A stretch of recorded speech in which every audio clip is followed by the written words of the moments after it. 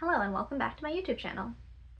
Today's video is going to be another just chatting video, very casual, because I just wanted to upload something, while I got the makeup on and everything. I do have scripted videos planned. There's a lot of topics to address, and there are scripts that I'm working on. So just be patient with me because they are gestating and they are developing, and they're going to be good once they arrive. Because 2025 is the year of being a content creator, not just a content consumer. And it still is important to have external things in the world that inspire you to create, but the more creation, you want to offset that ratio where you're doing more creation in contrast to how much you're consuming, for sure. So the topic that I wanted to talk about, that I'll start off with, is group mentality. So I was reflecting on this a lot recently because I think I finally understood group mentality. It took me so long. All through my childhood, I really felt bad about the fact that I never fit into these naturally formed social groups, for example, at school, or in a workplace, or in the family. It's these sort of groups that naturally arise. Not so much an intentional group where you're a club or something, but these natural groups where sometimes people are off to the side and then some people are part of the group. And then I went through kind of a flip phase where I was I don't want to be part of the group, I hate groups. I'm a lone wolf, I'm a sigma. But I've kind of found the middle ground now of understanding why people want to be part of a social group. So the positives of a social group are that you have the whole group to back you up. You have common experiences and beliefs. You have this kind of safety net. And if you're kind of unsure of how to orient yourself to something or someone in the world, the group has essentially codified it for you, so you don't need to think about it. You just refer back to the group and then you'll know how to feel about something. And the trade-off is that if you go against the group, then they'll withdraw their support. So this could mean getting ostracized from the group, or maybe you're repressing your individuality so you continue to fit in with the group. And so an example of this could be if the group really dislikes this one person or a thing, a policy, and then you would go against the group and you say, no, actually I like this thing, or I don't hate it as much as the rest of you, then the group will turn against you because now you're no longer enforcing the codified agreement of the shared beliefs that you're supposed to hold to be part of this group. And I've definitely started to understand, especially people who are not very far on their journey of individuation, of discovering who they are as a person, why they want to identify so much with a group. For example, the concept of fandom. It's a lot of the time you'll meet someone new, and when they introduce themselves, you'll be like, oh, tell me about yourself, and they'll start telling you about the fandoms that they're part of, which is so interesting that it's a personality trait is being a fan of someone else. And you've seen a lot of these big fandoms, people get religiously obsessed with dedicating themselves to the fandom with merchandise, with immersing themselves in the music and the visual language of the fandom. And that's something that I didn't really understand, but now I'm starting to understand it, is that people who don't have a strong sense of self, this is essentially standing in for their sense of self.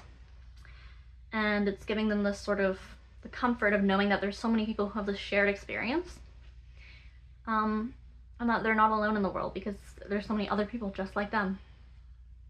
And of course, it can be good or bad. It could be a little dangerous if people get too addicted and they don't really move past it.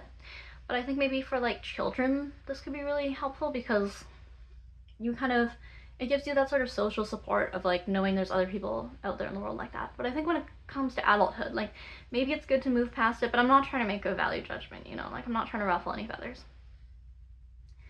Another topic that I was thinking about recently, collage. So I've had mixed feelings about collage in my life. Of course you do it when you're younger, and then I didn't really intentionally do it as an adult. And I always think when I see other people's collages, it's kind of cool, but it's not for me because I'm I like to, I just draw everything from scratch, I don't want to take other people's art and then make it into my art. But this is where something that I've changed my thought on is that collage is essentially of course there's so much academic foundation to this. I haven't read that much about the surrealists and all that, but if you want to read more about it, it's out there. This is my take on it. Is that you're remixing all the inputs that are coming in from your surroundings, from the world that you're immersed in. the contemporary culture that you're immersed in, the advertising, the language, and the imagery that you're seeing. And then the things that you choose to remix into your collage and the words that you might select from a larger text, those are very indicative of your sort of mindset and subconscious processes. Like, you'll notice that if maybe you're reading a magazine with someone else, or watching TV, they'll notice certain things that you didn't notice, and you'll notice certain things that they didn't. And so a collage is essentially a way of bringing together all these things that your unconscious mind is picking up on, that is very unique to you and how you think as an artist. And so that's something that's interesting in the piece of collage. And so then where this comes to the next level is reflecting on your collage, like using it as your input. So like I mentioned, it's good to sort of offset your creator-consumer ratio. And one great way to do this is to consume your own creations. So before you start a drawing or you're writing, to sort of meditate and focus on this collage that you've created, and you'll start to see like aspects of your creative self. Instead of trying to will it with your conscious mind, you'll sort of notice that those subconscious patterns that you're really picking up on, and it can really inspire you to make new original works. So don't just dismiss collage as like sort of, oh, it's just an activity, like it doesn't mean that much, it's kind of boring. Like, I wouldn't even consider it that optional. Like, I think it's very important. And even if you're not into the sort of traditional collage, like bricolage, you're gluing things on, like, you could still be making a mood board or like a development binder, sticking things to your walls. Like, this is something I said recently. Sometimes creative practice is taping things to your walls. Like, just put stuff up there. And this is like, I've got my own drawing on the wall here because I taped it to the wall because I didn't have enough space on my desk to draw it on my desk, because my room's kind of a mess right now. And then I just left it taped to my wall because I was too lazy to take it down. But now it's kind of becoming a permanent installation, and I think that it's really nice seeing your own artwork often. And of course, like, putting up, local artists or artists that you like on your walls will also inspire you.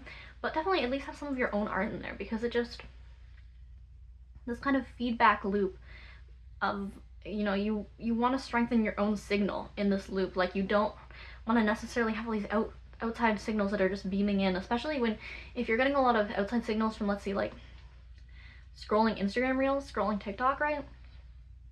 Oh my god, I'm gonna get shadow banned for hating on Meta, but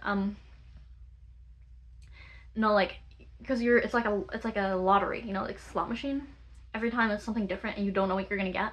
And so that's what makes it so addictive, but that's what makes it so damaging to a creative person, is that you're not controlling this input at all, and it could just really go out of control, and it's just like kind of like this mishmash. Like, a lot of writers, when they talk about it, they're talking about TV and how damaging TV is, networked TV, because you're not controlling it. They're just beaming in, the corporations are beaming in whatever they want you to see, and so much advertisement, right? And now, like, I think we need to update this language. I mean, I'm sure there's people writing about this. I'm illiterate, but it's out there if you want to find it. Is that now, like, it's just so much more content from so many more sources, and everything is an advertisement. Like, and I'm not just talking about this, like, affiliate marketing stuff, but I'm talking about like advertising a lifestyle, like advertising this late stage capitalist lifestyle of work until you're like dead on your feet, working for someone else so that you can buy more products, so that you can have more clothing. Like, this is part of the advertisement of social media.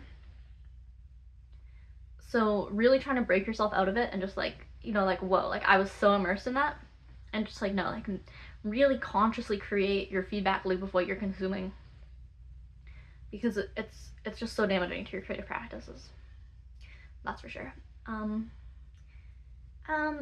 I have more to say about art. I would say maybe like working on a theme. I kind of talked about this in my last video. Is like, really don't feel bad about working on a theme, because this is something that I really felt bad about. Is I was like, oh my god, I'm just doing the same thing over and over, like, it's so boring, it's the same old. Like, no, it's so important, like, to creating yourself as an artist, knowing what you like. Don't beat a dead horse. Like, don't just get stuck doing one thing. But there's constant iterations of something that you've made, and now you're kind of changing it a little and transmuting things from one piece to the next. It's so it can really develop your creative practice. I would say is really beneficial. So really don't be afraid to work on a theme, or go back to like old things in your artwork, like look at your old drawings, or writing, anything, and think about like why did that theme inspire me. And it's the whole thing about art, discovering yourself as an artist and discovering yourself as a person. It's also intertwined. Like, really reflect on the things that appealed to you, and it'll just inspire you so much more. And I think I'll cut it short now because I feel like I've said enough for today. But please trust that there will be more videos coming soon. I really enjoy making these videos. It's like Toastmasters. Like, I'm actually learning how to talk. When I first started making these, I couldn't enunciate words, like I couldn't form a sentence, and it's actually helped me so much. So I definitely recommend making YouTube videos as part of your creative practice. Alright, thank you for watching.